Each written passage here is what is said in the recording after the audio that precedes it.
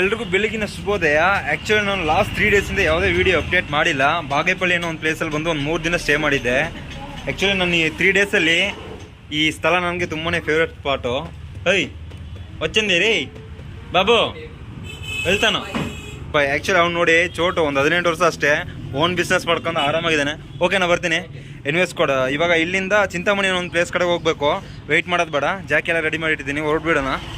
ಸ್ಕೋಡ್ actually ನಾನು ಇವಾಗ ಇರ್ತಕ್ಕಂಥ ಸ್ಥಳದಿಂದ ಒಂದು 7 ಕಿಲೋಮೀಟ್ರ್ ಮುಂದೆ ಹೋದರೆ ಆಂಧ್ರ ಬಾರ್ಡರ್ ಸಿಗುತ್ತೆ.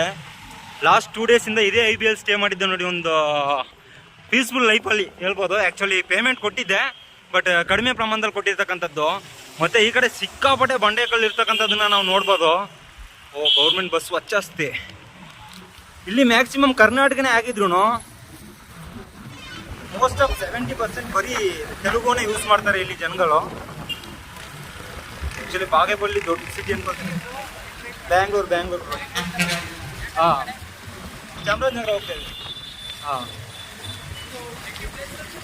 ನೇಟಿವ್ ಚಾಮರಾಜನಗರ ಪಕ್ಕ, ತಮಿಳ್ನಾಡು ಬರುತ್ತೆ. ಸರಿ, ಹುಡುಗ ಮಾತಾಡ್ಸ್ಬಿಟ್ಟು ಹೋದ್ರು. ನೀವು ನೋಡ್ಬೋದು ನನ್ನ ಮುಂದ್ಗಡೆ ಒಂದು ದೊಡ್ಡ ಬೆಟ್ಟ ಕಾಣ್ತಾ ಇದೆ ಅಲ್ವಾ. ಸೊ ನೀವು ಸುತ್ತಲೂ ನೋಡಿದ್ರು ಬರೀ ಬೆಟ್ಟ ಗುಡ್ಡಗಳೇ ಕಾಣ್ತಿರ್ತವೆ. ಬಟ್ ಇನ್ನೊಂದೇನಪ್ಪ ಅಂತಂದರೆ ಬಾಗೇಪಲ್ಲಿ ಮತ್ತು ಗುಡಿಬಂಡೆ ಈ ಕಡೆ ಎಲ್ಲ ಅಷ್ಟೊಂದು ಚೆನ್ನಾಗಿರ್ತಕ್ಕಂಥ ಹೋಟೆಲ್ಸ್ ಯಾವುದೂ ಇಲ್ಲ. ಬಟ್ ಇದ್ರೂ ಒಂದು 3 ಡೇಸ್ ಅಡ್ಜಸ್ಟ್ ಮಾಡಿದೆ ಇಲ್ಲೇ. ಏನಕ್ಕಪ್ಪ 3 ಡೇಸ್ ಲೀವ್ ಮಾಡಿದೆ ಅಂತಂದರೆ ಸೈಕ್ಲಿಂಗ್ ಮಾಡೋದನ್ನು. ಆ್ಯಕ್ಚುಲಿ ಚೈನ್ ಪ್ಲೇಟ್ ಇದೆಯಲ್ಲ, ಅದು ಸ್ವಲ್ಪ ಡ್ಯಾಮೇಜ್ ಆಗಿಬಿಟ್ಟಿತ್ತು. ರಿಪ್ಲೇಸ್ ಮಾಡೋಣ ಅಂತ ನೋಡಿದೆ, ಬಟ್ ಸಿಗಲಿಲ್ಲ. ಮತ್ತು ಸ್ವಲ್ಪ ಹೆಲ್ತ್ ಅಪ್ಸೆಟ್ ಆಗಿತ್ತು. ಮತ್ತು ಇವಾಗ ಅದೇ ಚೈನ್ ಪ್ಲೇಟನ್ನು ಸ್ವಲ್ಪ ರೆಡಿ ಮಾಡಿಸ್ಕೊಂಡು ಪ್ರಯಾಣ ಅನ್ನೋದನ್ನು ಶುರು ಮಾಡಿದ್ದೀನಿ.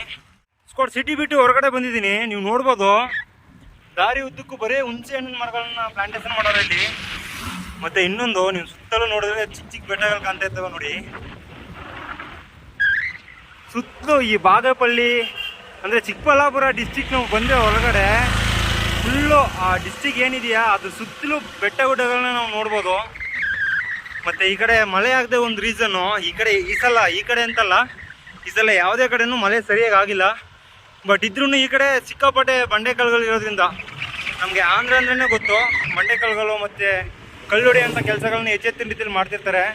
ಹಾಗೇನು ನೋಡ್ಬೋದು ಜಮೀನಲ್ಲೂ ಸಹ ಎಷ್ಟೋ ಬಂಡೆಕಲ್ಲುಗಳನ್ನ ಕಿತ್ತಿಟ್ಟವ್ರೆ ನೋಡಿ. ಇಲ್ಲಿ ಜಮೀನೇ ಬಂಡೆಕಲ್ಲುಗಡೆ ಹೊರಡಿದೆಯಾ ಇಲ್ಲ ಬಂಡೆಕಲ್ಲಲ್ಲಿ ಜಮೀನಿದೆಯಾ ಒಂದು ಗೊತ್ತಾಗ್ತಾ ಇಲ್ಲ. ಎಷ್ಟು ಒಣಗೋಗಿವೆ ಮರಗಳೆಲ್ಲ. ಮತ್ತು ಇನ್ನೊಂದು ಈ ಕಡೆ ಜಾಸ್ತಿ ಫಾರೆಸ್ಟ್ಗೆ ಏನಾದರೂ ಫೈರ್ ಆಗಿಬಿಡುತ್ತೆ ಅಂತ ಫಾರೆಸ್ಟ್ನವರು ಇಲ್ಲಿ ಹಚ್ಚವ್ರೆ ನೋಡಿ ಬೆಂಕಿ. ಆ ಥರ ದಾರಿ ಉದ್ದಕ್ಕೂ ಹಚ್ಕೊಂಡು ಹೋಗಿರ್ತಾರೆ. ಅದು ಬಿಟ್ಟರೆ ವಾಟರ್ ಮಿಲನ್ ಅಂತೂ ಈ ಕಡೆ ಸಿಕ್ಕಾಪಟ್ಟೆ ಸೇಲ್ ಆಗುತ್ತೆ. ಹಾಗೆ ಸೋಡಾ ಜ್ಯೂಸು ಎಲ್ಲವೂ ಸಹ. ಈ ಕಡೆ ವಿಡಿಯೋ ಮಾಡಲಿಕ್ಕೆ ತುಂಬಾ ಬೇಜಾರು. ಆ್ಯಕ್ಚುಲಿ ಯಾವುದೋ ಒಂದು ಫ್ಯಾಕ್ಟ್ರಿ ಇದೆ ನೋಡಿ ಇಲ್ಲಿ, ಸಿಮೆಂಟ್ ಫ್ಯಾಕ್ಟ್ರಿ ಅಂದ್ಕೊಳ್ತೀನಿ. ಸಿಮೆಂಟ್ ಇಲ್ಲ ಬೇರೆ ಏನೋ ಕೆಮಿಕಲ್ ಅಂದ್ಕೊಳ್ತೀನಿ. ಅದು ಬಿಟ್ಟರೆ ನಿಮಗೆ ಫುಲ್ಲು ದೂರಕ್ಕೂ ಬರೀ ಬರಪಿದ್ದ ಪ್ರದೇಶನೇ ಇದೆ ನೋಡಿ. ಇದು ಫ್ಯಾಕ್ಟ್ರಿಗೋಸ್ಕರ ಅಲ್ಲಿ ರೂಮೆಲ್ಲ ಕಟ್ಕೊಟ್ಟವ್ರೆ ಕೆಲಸ ಮಾಡ್ತಾರೆ ಅವ್ರಿಗೆ. ಅದು ಬಿಟ್ಟರೆ ಬೇರೆ ಏನೇ ಇಲ್ಲ. ಮೈಸೂಲಿಯೋ ಏನೋ ಗೊತ್ತಿಲ್ಲ ಇದೆ, ಆ್ಯಕ್ಚುಲಿ ಪ್ರಾಸೆಸಿಂಗ್ಲಿದೆ.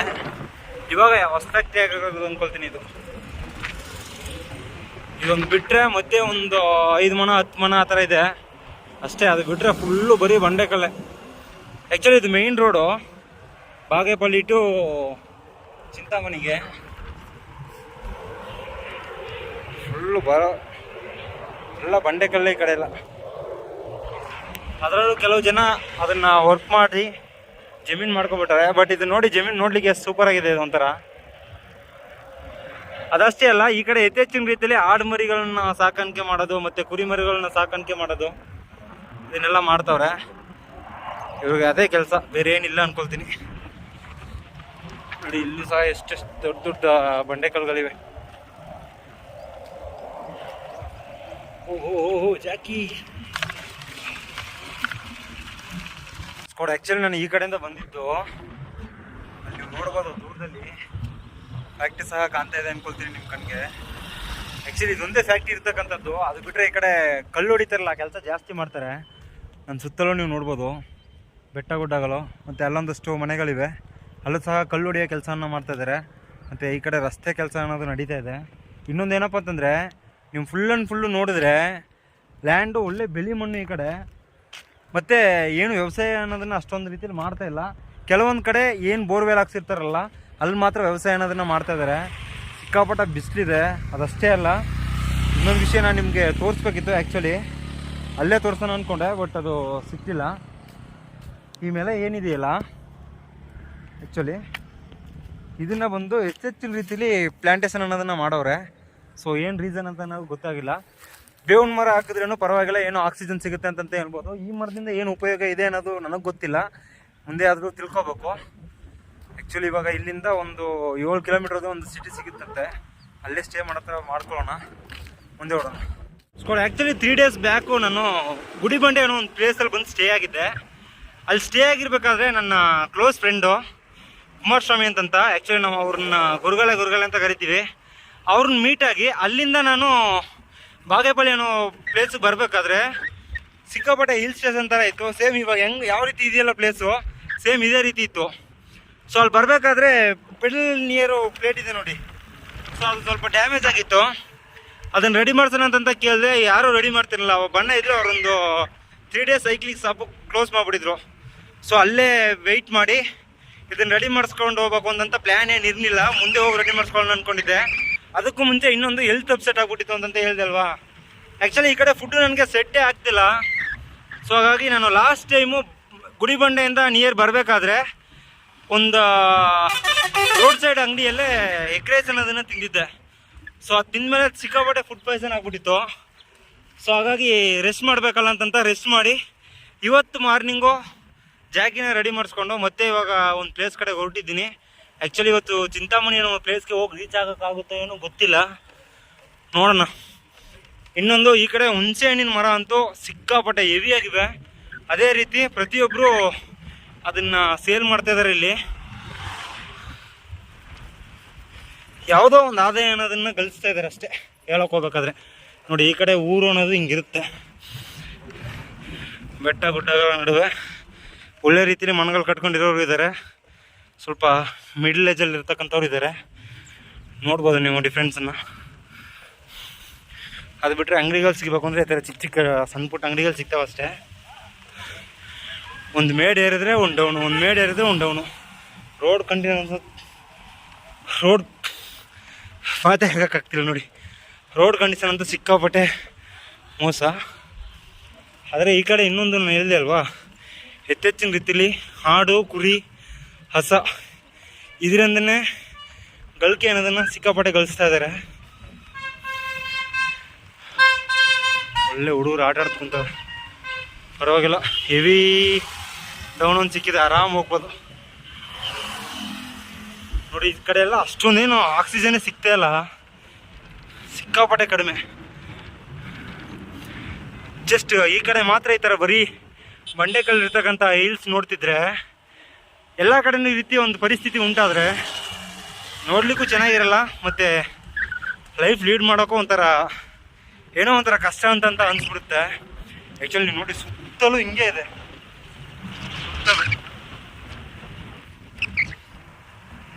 ಆ್ಯಕ್ಚುಲಿ ನಾನು ಇವಾಗ ಬಂದಿರ್ತಕ್ಕಂಥ ಪ್ಲೇಸು ದಿಬ್ಬೂರಲ್ಲಿ ಅಂತಂತ, ಇದು ಗ್ರಾಮ ಪಂಚಾಯತಿ ಸೇರುತ್ತೆ. ಅಂದರೆ ತಕ್ಕಮಟ್ಟ ಸ್ವಲ್ಪ ಡೆವಲಪ್ ಇದೆ, ನೋಡ್ಬೋದು ನೀವು ಇಲ್ಲಿ ಯಾವ ರೀತಿ ಇದೆ ಪ್ರದೇಶ ಅಂತ. ಇನ್ನೊಂದೇನಪ್ಪ ಅಂತಂದರೆ, ನಾನು ಆವಾಗಲಿಂದನೂ ಹೇಳ್ಕೊತ ಬರ್ತಾಯಿದ್ದೀನಿ, ನೋಡಲಿಕ್ಕೆ ಒಂಥರ ಹಚ್ಚ ಹಸ್ರೂ ಒಂದು ಸೊಬಗೆ ಇಲ್ಲ ಈ ಕಡೆ, ಸಿಕ್ಕಾಪಟ್ಟೆ ಎಲ್ಲ ಒಣಗೋಗ್ಬಿಟ್ಟಿದೆ.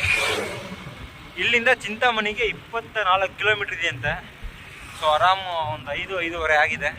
ಇನ್ನೂ 1 ಅವರ್ ನಾವು ಜರ್ನಿ ಮಾಡ್ಬೋದು, ಆರಾಮ್ ಟ್ರಾವೆಲ್ ಮಾಡ್ಕೊಂಡು ಹೋಗೋಣ. ಸೊ ನಾನೇನು ಹೇಳ್ತಿದ್ದೀನಿ ಅಂತಂದರೆ, ನಿಮಗೆ ಈ ರೀತಿ ಇರ್ತಕ್ಕಂಥದ್ದು ಇಷ್ಟ ಆಗುತ್ತೋ ಇಲ್ವಾ, ಹಚ್ಚ ಹಸಿರಿನಿಂದ ಕೂಡಿರ್ತಕ್ಕಂಥ ಗ್ರಾಮ ಪ್ರದೇಶದಲ್ಲಿ ವಾಸ ಮಾಡ್ತಕ್ಕಂಥದ್ದು ಇಷ್ಟ ಆಗುತ್ತೋ? ಸೊ ನಮ್ಮ ಸ್ಕ್ವಾಡ್ ಯಾರಾದರೂ ನೋಡ್ತಿದ್ರೆ ಮರೀದೆ ಕಮೆಂಟ್ ಮಾಡಿ ತಿಳಿಸಿ ಅದನ್ನು. ಸ್ಕ್ವಾಡ್ ಜಾಕಿ ಅರ್ಧದಲ್ಲಿ ಕೈ ಕೊಟ್ಟ. ಆ್ಯಕ್ಚುಲಿ ನಿಮ್ಗೆ ಆಲ್ರೆಡಿ ಗೊತ್ತು, ನನ್ನ ಟೈರ್ ಸಿಕ್ಕಾಪಟ್ಟೆ ಸೌದೋಗಿತ್ತು. ಜಸ್ಟ್ ಇವಾಗ ಬರಬೇಕಾದ್ರೆ ಒಂದು ಚಿಕ್ಕ ಮುಳ್ಳು ಅಷ್ಟೇ ಚುಚ್ಚಿದ್ದು, ಪಂಚರ್ ಆಗಿಬಿಟ್ಟಿದೆ. ಇನ್ನೊಂದು ಆಲ್ರೆಡಿ ನಾನು ನಿಮ್ಗೆ ತಿಳಿಸಿದ್ದೆ, ನನ್ನ ಹತ್ರ ಇರ್ತಕ್ಕಂಥ ಪಂಪು ಸೆಟ್ ಆಗ್ತಾಯಿಲ್ಲ, ಅದರಲ್ಲಿ ಬ್ಲೋ ಅನ್ನೋದೇ ಏರ್ತಾಯಿಲ್ಲ.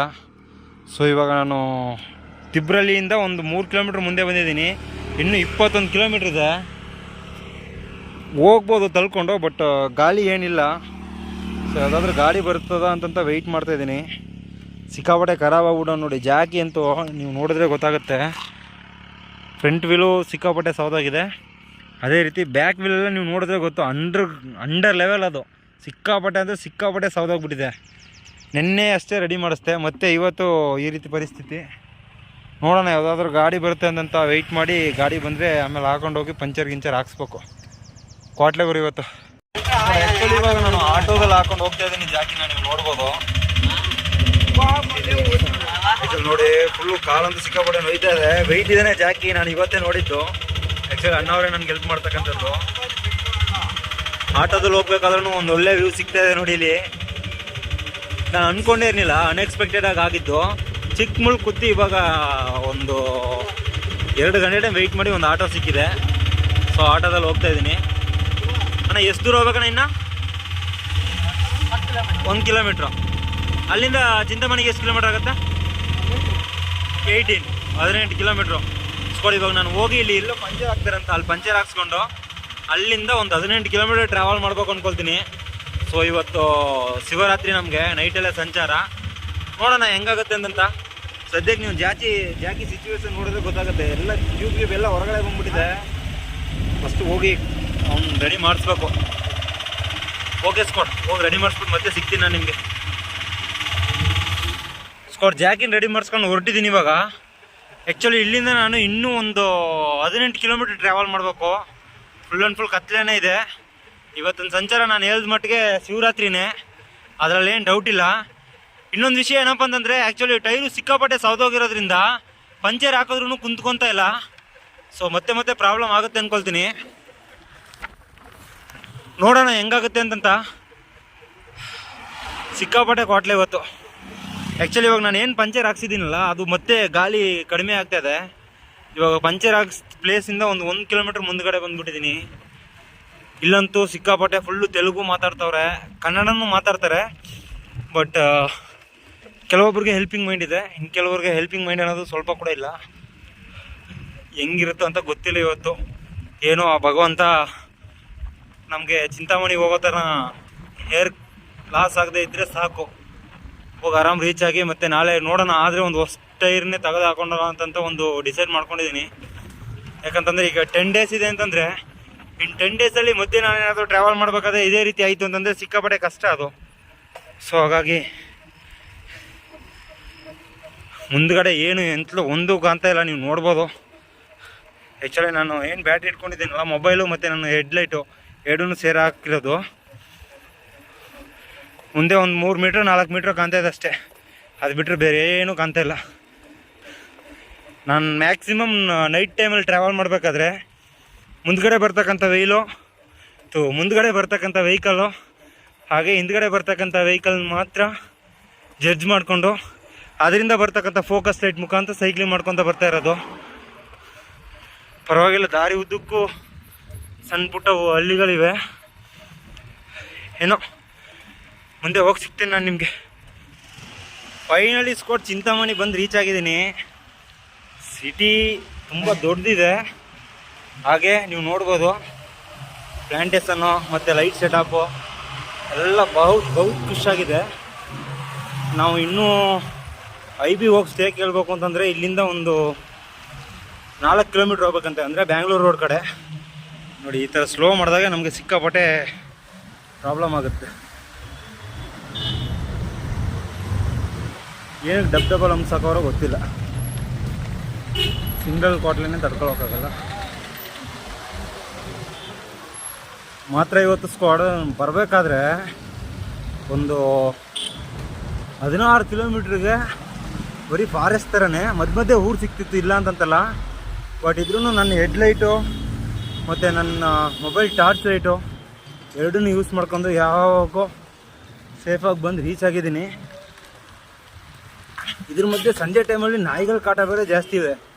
ಬೌ ಅನ್ಕೊ ಬಂದ್ಬಿಡ್ತಾವೆ ಪಕ್ಕಕ್ಕೆ.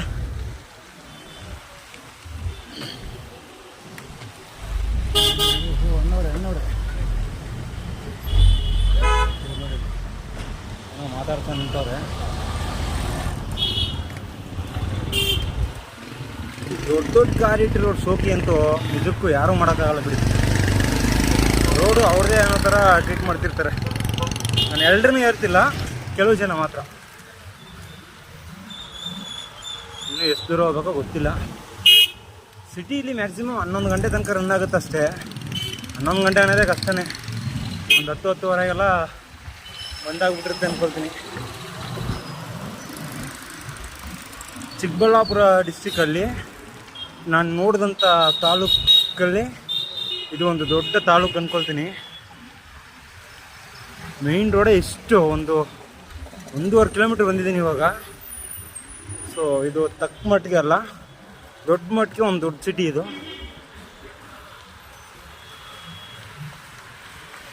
ಉಳ್ಕೊಳ್ಳೋಕೆ ಏನಂತಾರೋ ಗೊತ್ತಿಲ್ಲ, ಹೋಗಿ ಕೇಳಿ ನೋಡಬೇಕು. ಎನಿವೇಸ್ಕೊಟ್ ನಾನು ಸ್ಟೇ ಕೇಳಿ ಮತ್ತೆ ನಿಮಗೆ ಸಿಗ್ತೀನಿ. ಅಲ್ಲಿ ತನಕ ಊಟ ತಿಂಡಿ ಮಾಡ್ಕೊಂಡು ಕುಂತೀರಿ ಎಲ್ಲ. ಸ್ಕೋಡ್ ಫೈನಲಿ ಚಿಂತಾಮಣಿ ಬಂದು IBL ಸ್ಟೇ ಕೇಳಿದೆ, ರೂಮ್ ಕೊಟ್ಟವ್ರೆ. ಮತ್ತು ಊಟ ಮಾಡ್ಕೊಂಡು ಇವಾಗ ಒಂದು ವಾಟರ್ ಕ್ಯಾನ್ ತೊಗೊಂಬಂದಿದ್ದೀನಿ. ಆ್ಯಕ್ಚುಲಿ ನಾನು ವಾಟರ್ ಕ್ಯಾನ್ ಜಾಸ್ತಿ ತಗೊಳ್ಳಲ್ಲ, ಇದ್ರೂ ಇವತ್ತು ತಗೋಬೇಕಾದ ಸಿಚುವೇಶನ್. ಏನು ರೀಸನ್ ಅಂತಂದರೆ, ಕೆಲವೊಂದು IBL ಹೋದರೆ ನನಗೆ ಫಿಲ್ಟರ್ ವಾಟ್ರು ಇಲ್ಲ ಚೆನ್ನಾಗಿರೋ ನಾರ್ಮಲ್ ವಾಟ್ರು, ಬೋರ್ವೆಲ್ ವಾಟ್ರೇ ಆದ್ರೂ ಸಿಕ್ತಿತ್ತು. ಬಟ್ ಇವತ್ತು ಇಲ್ಲಿ ಸ್ವಲ್ಪ ಚೆಂದಿಲ್ಲ ಅಂತ ಹೇಳಿದ್ರು. ಹಾಗಾಗಿ ಸರಿ 1 ಲೀಟ್ರ್ ತಗೊಂಬರೋಣ ಅಂತ ತಂದಿದ್ದೀನಿ. ಇನ್ವೆಸ್ಟ್ ಇವತ್ತಿನ ಜರ್ನಿ ಹೇಗಿತ್ತು ಅಂತಂತ ನೀವೇ ನೋಡಿರ್ತೀರ. ಮಧ್ಯೆ ಜಾಕಿ ಕೈ ಕೊಟ್ಟು ಮತ್ತು ಅಲ್ಲಿಂದ ಒಂದು 3 ಕಿಲೋಮೀಟ್ರ್ ಆಟೋದಲ್ಲಿ ಬಂದು, ಆಟೋದಲ್ಲಿ ಹೋಗಿ ಅಲ್ಲಿ ಒಂದು ½ ಅನ್ ಅವರ್ ವೆಯ್ಟ್ ಮಾಡಿ ಪಂಚರೆಲ್ಲ ಹಾಕ್ಸ್ಕೊಂಡು, ಮತ್ತು ಅಲ್ಲಿಂದ ನಾನು ಚಿಂತಾಮಣಿ ಬರೋ ತನಕ 8-8:30 ಆಗಿಬಿಟ್ಟಿತ್ತು. ಸೊ ಇವಾಗ ಬಂದು ಇಲ್ಲಿ ರಿಕ್ವೆಸ್ಟ್ ಮಾಡ್ಕೊಂಡು IBL ರೂಮ್ ಕೇಳ್ಕೊಂಡೆ, ಕೊಟ್ಟವ್ರೆ. ಮತ್ತು ಇವಾಗ ರೆಸ್ಟ್ ಮಾಡಿ ನಾಳೆ ಬೆಳಗ್ಗೆ ಹೊಸಕೋಟೆ ಕಡೆಗೆ ನನ್ನ ಟ್ರಾವೆಲ್ ಅನ್ನೋದನ್ನು ಶುರು ಮಾಡಬೇಕು. ಇನ್ವೆಸ್ಟ್ ನನ್ನ ಚಾನಲ್ಗೆ ಯಾರಾದರೂ ಹೊಸದಾಗಿ ಬಂದರೆ ಮರೆಯದೆ ಸಬ್ಸ್ಕ್ರೈಬ್ ಆಗಿ ಬೆಲ್ ಬಟನ್ ಕ್ಲಿಕ್ ಮಾಡಿ ಆಲ್ ಇಟ್ಕೊಳ್ಳಿ. ಹಾಗೆ ವೀಡಿಯೋನ ಫ್ರೆಂಡ್ಸು ಫ್ಯಾಮಿಲಿ ಅಂತ ಎಲ್ರಿಗೂ ಶೇರ್ ಮಾಡಿ ಸಪೋರ್ಟ್ ಮಾಡ್ತಾಯಿರಿ. ಮತ್ತು ನಾಳೆ ಹೊಸ ಲಾಗ್ ವೀಡಿಯೋದಲ್ಲಿ ಸಿಗ್ತೀನಿ. ಅಲ್ಲಿ ತನಕ ಎಲ್ಲರೂ ಸೇಫಾಗಿ ಖುಷಿಯಾಗಿರಿ. ಜೈ ಕರ್ನಾಟಕ ಮಾತೆ.